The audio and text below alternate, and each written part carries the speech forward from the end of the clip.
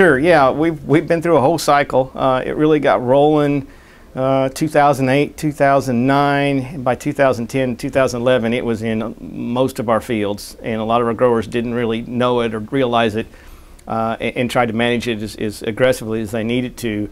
And we were to the point, we had fields that had to be disced down and replanted. In some cases, they just didn't even run a combine through parts of the field because there's just nothing but a grown-up mess.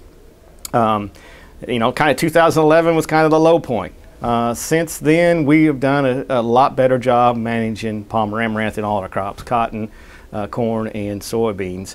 Now, it doesn't come cheap or doesn't come easy. It wasn't, you know, the days of spraying 2 shots of Roundup and calling it a day are over, unfortunately, and we're never going back. So, but what we're doing a number of things. One of the big things is overlaying residual herbicides. So we're putting something out right behind the planter that's got some pigweed activity. 2 to 3 weeks later, we're putting something else over the top that's got pigweed activity, and we may go another shot after that, depending on how successful those two are. And you know, you got to have thing with those residual herbicides. You got to have rain to get them activated. Sometimes you do, sometimes you don't. If you don't, you got to have a plan B. So. And that has worked. For the most part, it's worked. And now we do have chopping crews that go out, do supplemental chopping where we got escapes, but for the most part, it's worked.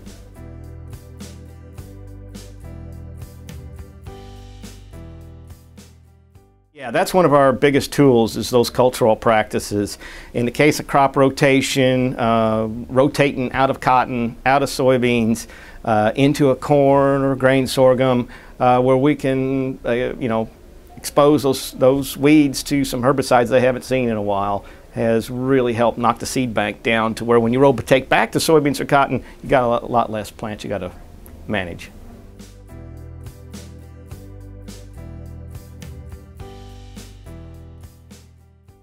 Well, the first thing is don't let it get started. It's going to be easier for them than it is for us because it was there for us, so it was around. The only way it can get started up there is get trucked in somehow, whether you bought a piece of equipment that's got it in it, feed, whatever. So if you notice it getting started in a field and you got some pigweed and you're not even sure if you know what it is, but you got some pigweed that obviously got through a herbicide application, my guys go out and yank it up. It could be a little easier said than done if it's an 80-acre field and they're drilled beans and it's the middle of July, but it'd be worth it in the long run.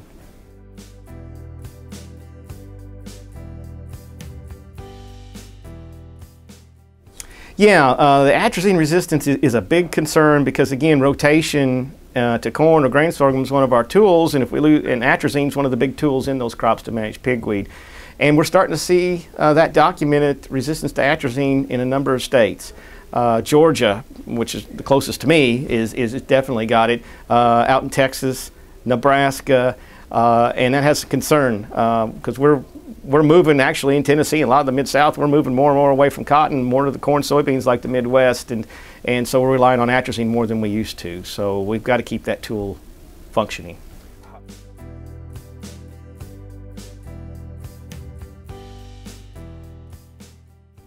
Yeah, the biggest thing is you know, one of the big popular herbicide systems on corn over the years has been Roundup and atrazine. Well, if you're doing that on palmer pigweed, you only got one effective herbicide mode of action, atrazine, and it's not going to last long. So using some of these premixes that got, you know, an HPPD in there like Callisto or Laudus or Impact or Dicamba or 2,4-D, get something else in there with the atrazine besides just atrazine, and we should be able to keep it working on pigweed then.